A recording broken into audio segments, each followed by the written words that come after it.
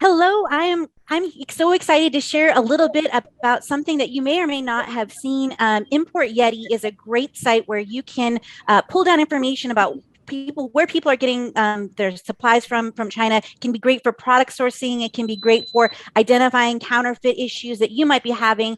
And I want to introduce the founder, David. David, thank you so much for coming on today. Oh, I really appreciate it. Really appreciate it. So cool to be here.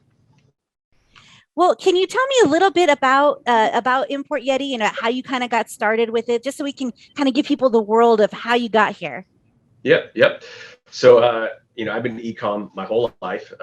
Eat, read, and sleep the industry. My main business is WrestlingMart. We sell kind of high school wrestling goods. You can imagine the pandemic is not, super friendly to people in that space right now.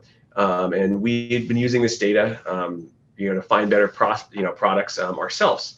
Pandemic hit, and we, went online and we essentially just said, hey, would anybody else find these things useful?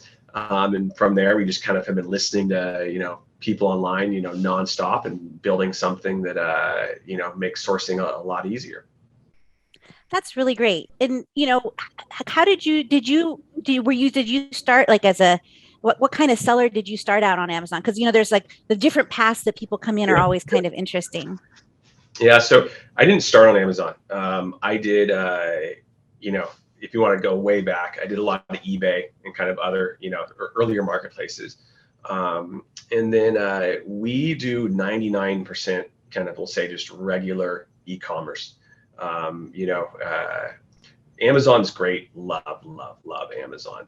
But e-com has been just an absolute blessing to us, and we found that Amazon could be kind of it could struggle sometimes with the categorization if you're trying to create more niche categories. It tends to do extremely well when you're hitting more of those broad categories that people are searching large quantities for. So, what would you say when you look kind of back at everything that you've done, what was the one most like unexpected difficulty or challenge or Yeah. hard milestone that it took to hit?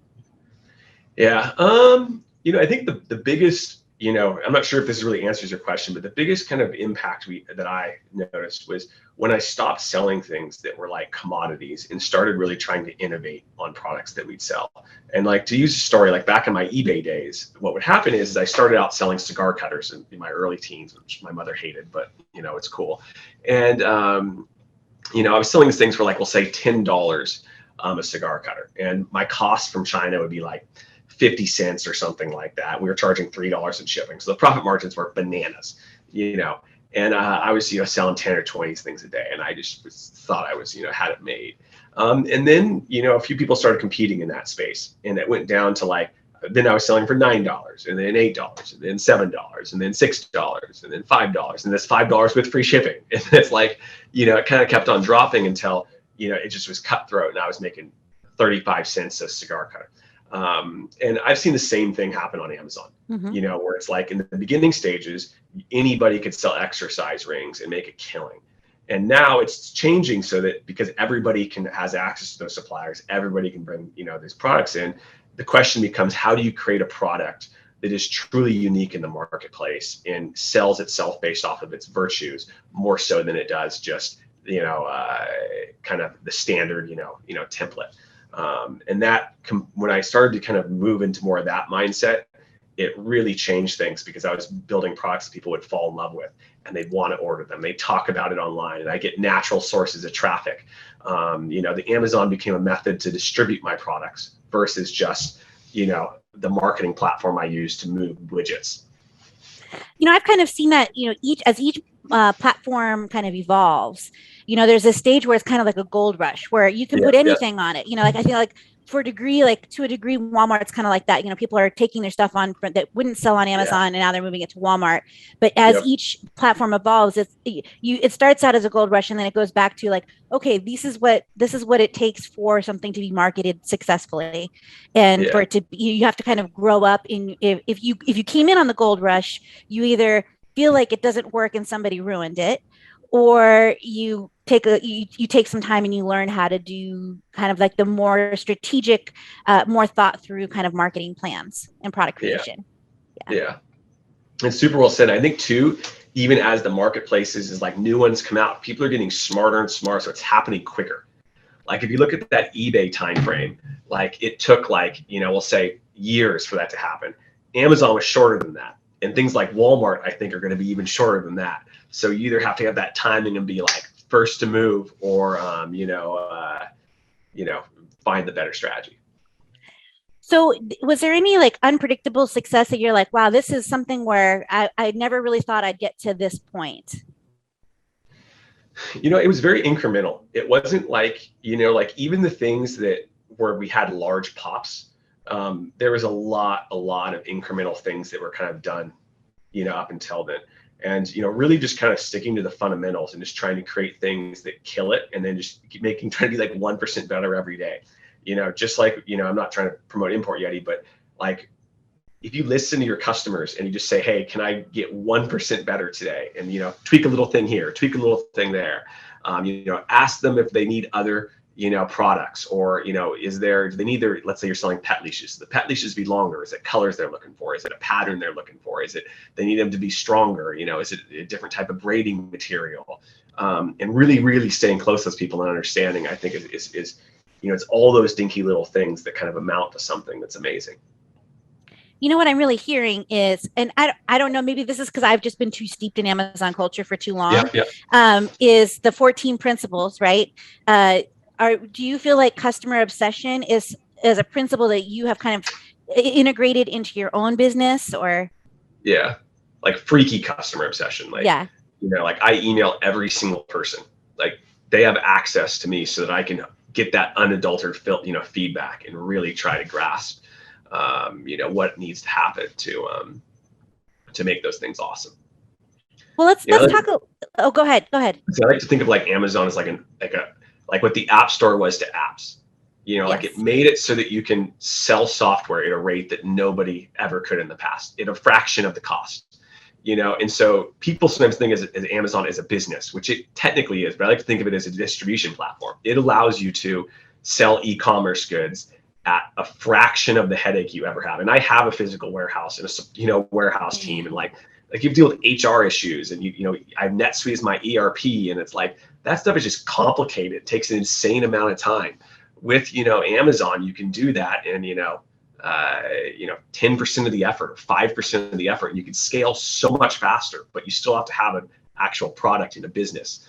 You can't just say you're going to try to exploit 2 seconds of timing with a widget. Well, yeah, I was able to do like $1 million in sales, like out of my living room, with like one person helping me pack boxes occasionally, like that, and you can't do that kind of volume with that. So there's a huge opportunity, but you have to kind of be watching the marketplace and identifying where the gaps are and where the market trends are going, for sure. It's so cool that you can do that kind of volume with out of your living room. Like that's just physically not possible. Yeah.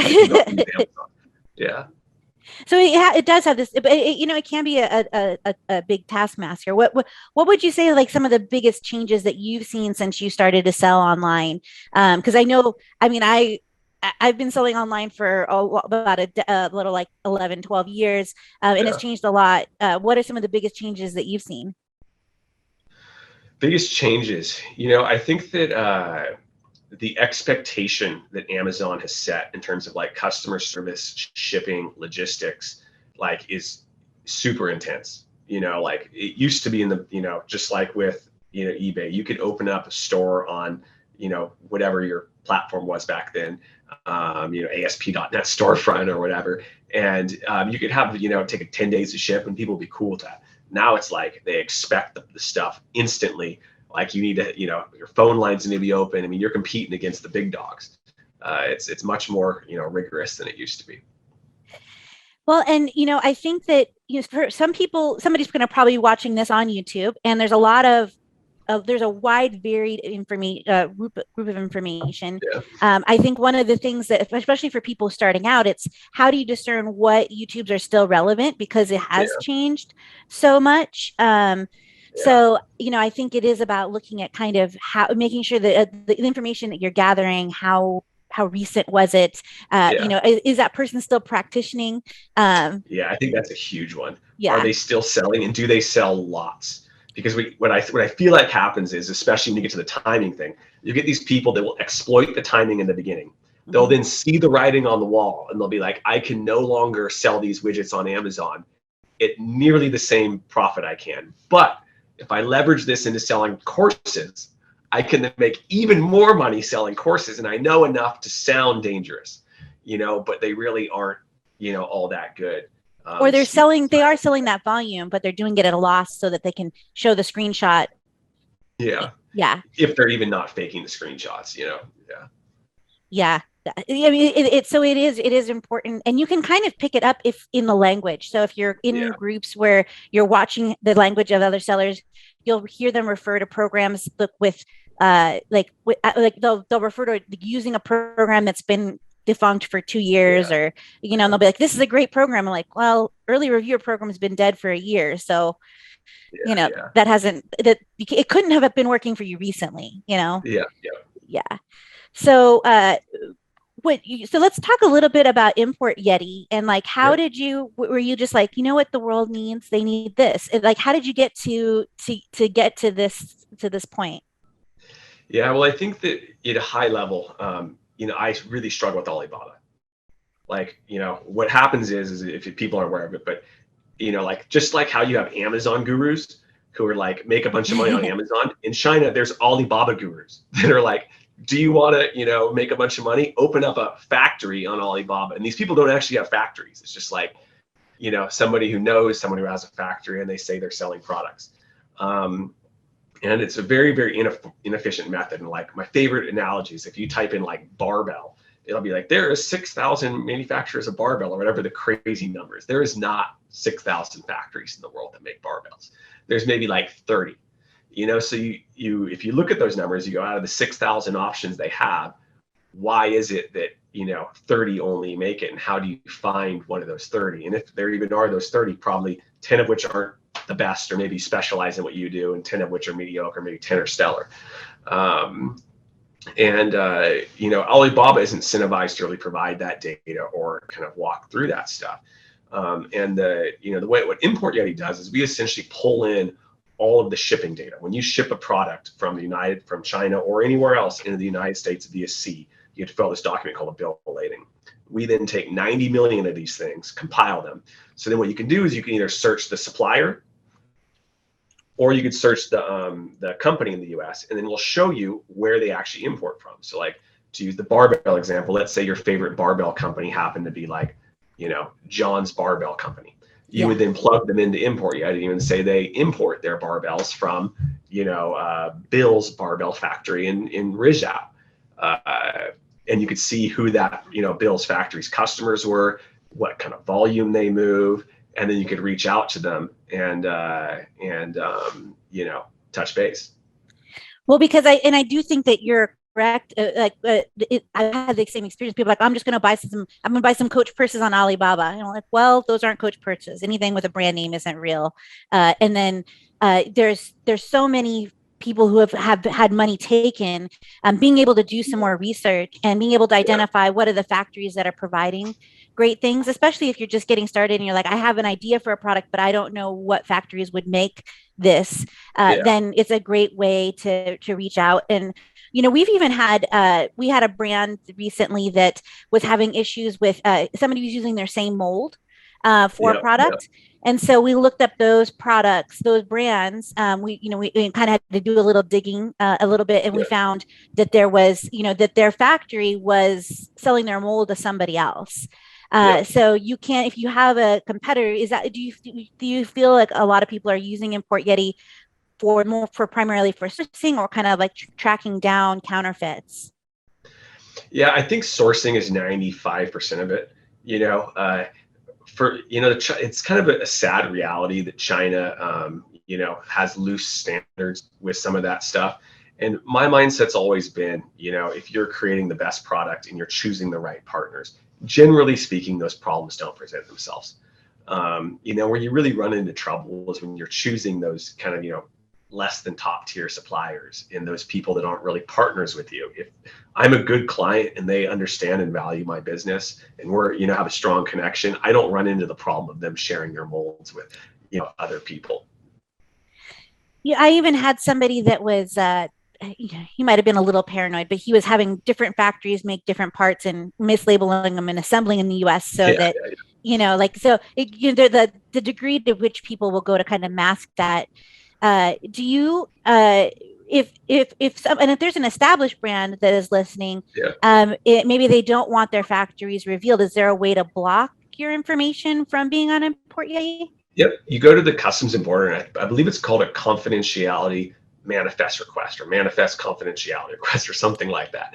And you fill out this little form, you send them a letter, and then it takes the data off. There's 100 sites like ImportYeti. It's not just me. And then it takes the data out of all of those off all those sites.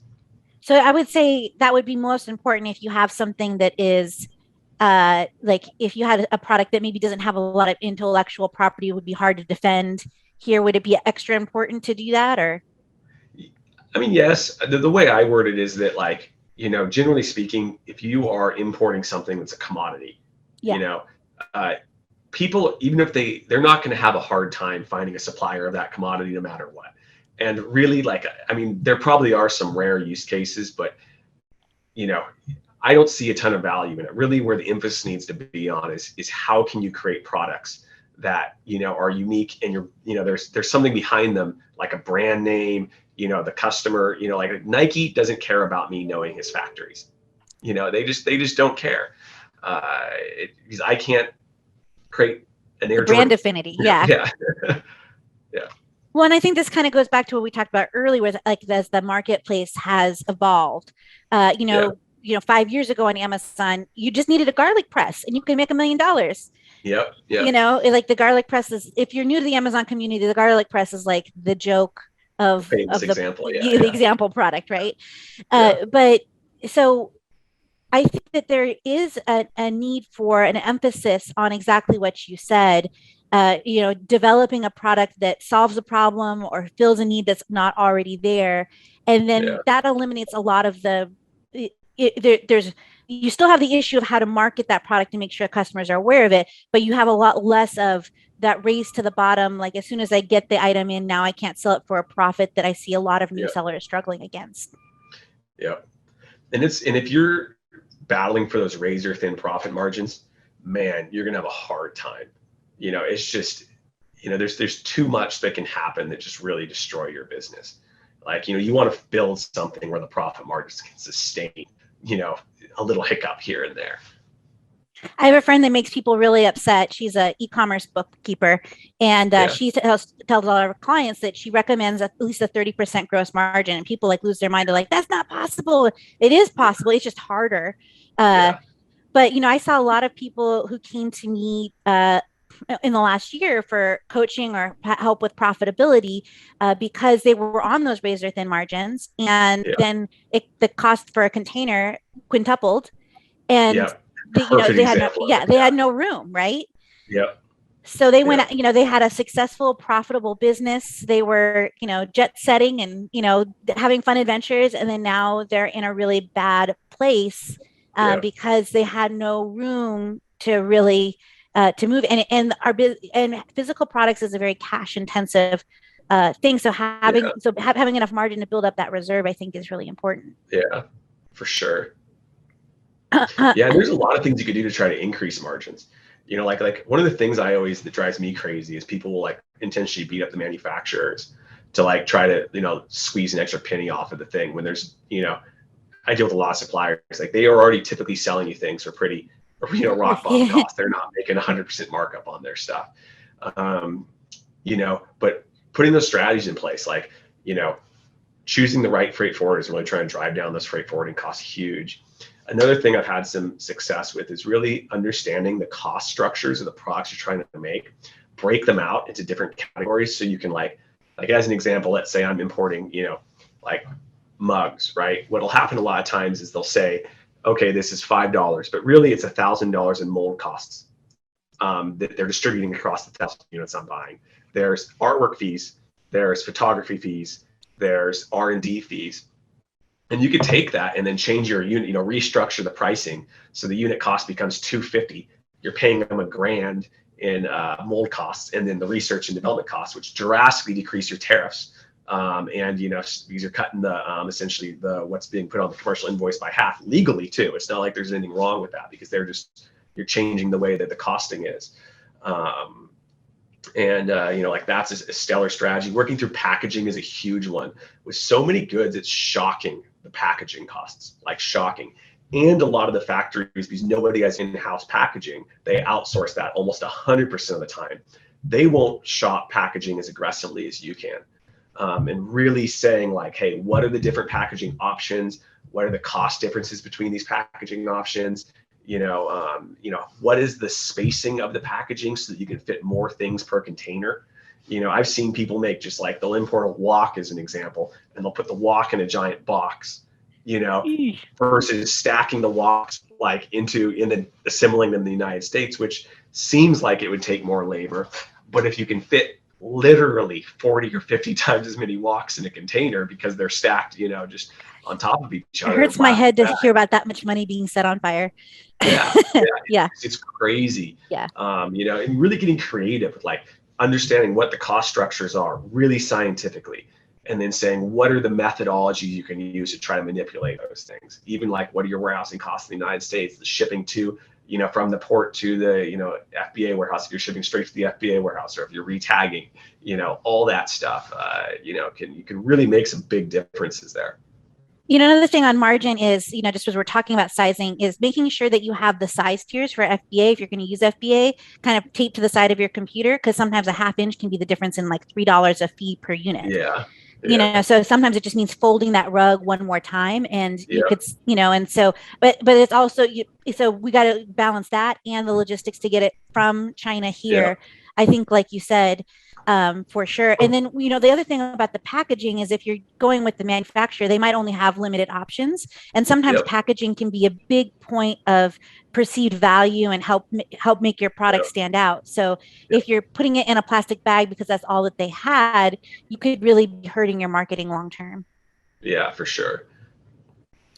Well, and I know that several companies that we work with, they buy their packaging separately. They package it in the U.S. because the MOQs are so different. The MOQ is minimum order quantity, so they can get it much less expensively if they order it and put it together. Even with the increased cost of labor in the U.S., it's still cheaper. Yeah, that's interesting. We do almost all of our packaging overseas. Some will assemble it in the US, but we still find it to be drastically cheaper to get packaging done overseas. Although most stuff's poly-mailered, it might be different if you're dealing with cardboard. Yeah, these are the ones I'm thinking of are cardboard. So maybe that's probably why. Maybe it's that wok thing. Yeah.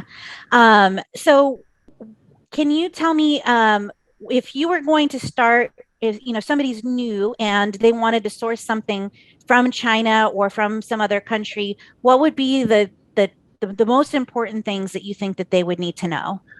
Yeah, I think the first thing I see the biggest people make mistakes in is really think about how you portray yourself to those vendors. And let me use like a really concrete example. What most people would preach in the intro email is they would say, ask for the MOQ and price right out the gate. But when you're saying that, what the vendor hears is you're extremely price conscious and you're a small orderer, because they're saying, what's the smallest amount I can order and what's the price I can order it for, versus if you were to think of like, how would Walmart send that email? And I'm not saying you want to act like you're Walmart, but the way their email goes is it goes like, hey, my name is, Robin. I'm a purchasing manager at Walmart. We're interested in bringing in ceramic mugs. We'd like to learn more about your company. Can we set up a call to introduce, each other? And then they would have this call and they talk a lot about, what the factory's good at, what the factory's bad at, and build a relationship.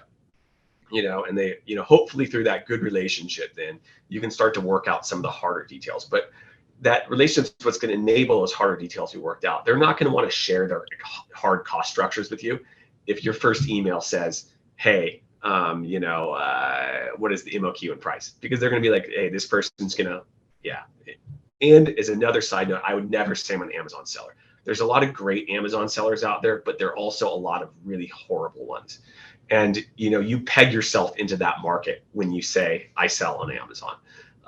It's better to just say, hey, retail or e-commerce or whatever. And then I think, if you can really set up a really strong relationship with those vendors and they perceive you as somebody that's going to be a long-term business partner, you're going to get a much, much, much better price, a much better outcome. You're going to get better quality. They're going to pay more attention to the order because they're like, hey, we want to make sure that, we could keep David, because if this is butchered, he's not coming back to us for round two. And we think he's going to come back to us for round two. From there, I think the next mistake I see a lot of people make is they still pay with Chase wire transfers. That's just atrocious, especially if you're dealing with countries outside of China, because Forex conversion can just really, really kill profit. To put things in perspective, like let's say that they're quoting things in USD, they're saying like $10, is what the unit cost is. And you're in a currency that fluctuates a lot. That $10 might be $11, next month, and then $9 the month after that. So they have to break those cost differences out into the price they quote you, because it's, they don't like having to come back every month and re-quote you prices. Whereas if you work in their local currency, really understand those cost structures, and then pay in the local currency, you can sometimes save 5-10%, depending on what the country is. China, as mentioned, it's less of an issue because they peg the RMB to the US dollar. But still, Forex fees could be 2-3% sometimes. That can make a big difference in your overall margin for sure. Yeah. So what else? What are your expectations? What do you see coming for this next year? In terms of this next year, I think shipping prices are going to drop pretty good. They're still holding pretty high, but they will come down, I think, especially as the backlog starts to alleviate. Companies are, at least I feel, factories are opening and, doing a much, much better job of producing high throughput. 2021 was still pretty shaky. So I'm excited for that a lot.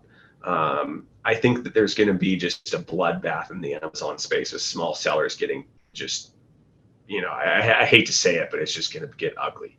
And, I think some of that's the, addition of things like Thrasio into the marketplace, where they're buying up these companies and then truly putting best practice into place. So you're no longer competing against, Joe. Yeah. Joe. It's like, a bunch of PhDs out of MIT. It's a different caliber of person. So I still see so much opportunity. I don't want to sound pessimistic at all. I am just like, the opportunity to create, one of the cool things about the internet is that all these really cool communities pop up. Like as an example, I'm a huge fountain pen lover, and everyone creates these cool ink colors, and they're so neat. And I'll see people that will be like, hey, I'm a fountain pen addict, and they'll create an awesome color, out of their house, and then they'll sell out, thousands of bottles.